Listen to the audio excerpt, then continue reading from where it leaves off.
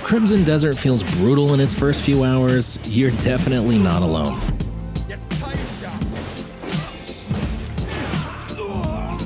The game doesn't explain clearly enough a core mechanic that once you actually start using it, makes things feel controlled and intentional instead of just clunky.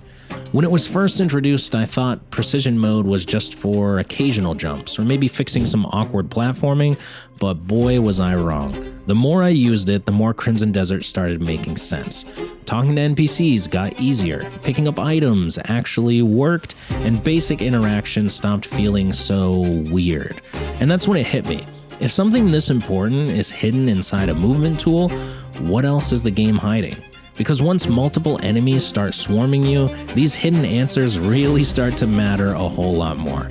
And I'm saying that as someone who's played enough games to know when something feels a bit off. I've hit walls before, I've had to figure things out the hard way before, but with precision mode, this felt different. This felt like I'd literally stumbled onto a cheat code.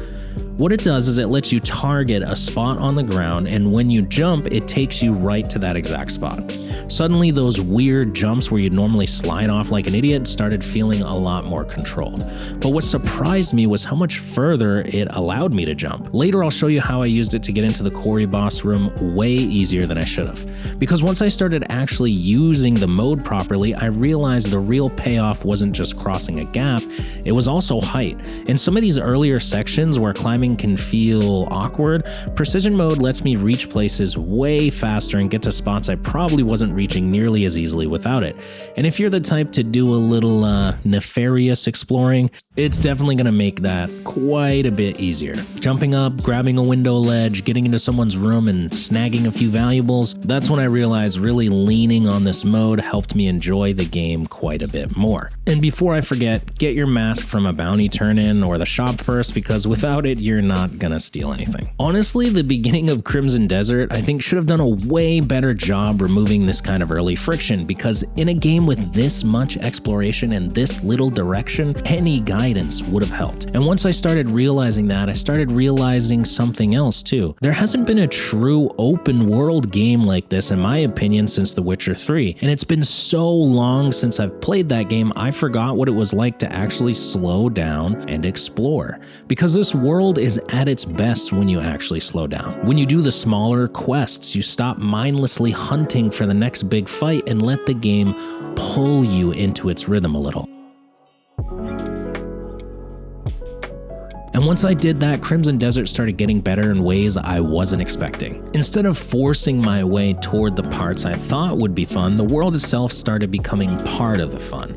That slower approach wasn't just making Crimson Desert more enjoyable, it was quietly solving problems I didn't even realize were about to hit me. And if I didn't do them, I doubt I would have lasted very long when the actual combat kicked in. Because early on, Crimson Desert does not make healing easy. Potions were not exactly just falling onto my lap, so slowing down, gathering materials, and cooking food ended up being one of the main ways I stayed alive. And when the fight started getting harder and harder, I was really glad I'd taken the time to gather and craft everything completely beforehand. At this point, you're moving better, you're crafting better, and some of those early pain points are starting to fade a little bit. But there are still a few critical pieces missing here. Combat. And honestly, for something that's been hyped as one of the most interesting parts of Crimson Desert, I actually think it's one of the game's biggest early weaknesses. Not because it's bad, because it's inconsistent.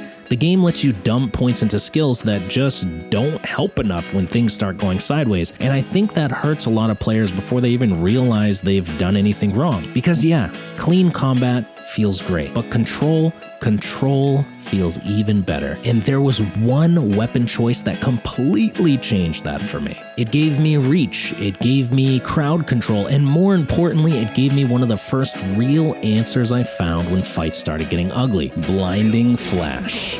Now you can use it with the sword and shield also, but it doesn't feel like it has as much reach, but correct me if I'm wrong. And once I paired it with its finisher, it became such a strong control tool early that it was honestly hard to put down. Let's use the Excavator early boss as an example. Without Blade Flash and its finisher, I really wouldn't have been able to kill the boss as quickly and as early as I did. Now keep in mind, this is just my strategy for killing the boss pretty early, and I honestly honestly felt like this game was Dark Souls with how many times I died before figuring it out, but once I did figure out that right before he goes into his burrowing that you can stun him and then open up the punish window with the finisher, the whole fight changed. And that was the moment everything kind of clicked for me, because Crimson Desert's opening isn't just brutal because enemies hit hard, it's brutal because the game keeps hiding the exact tools that make it more manageable. Precision mode, slowing down, preparing properly, picking the right weapon early, and learning what skills to use in order to make combat easier. And once those things started clicking,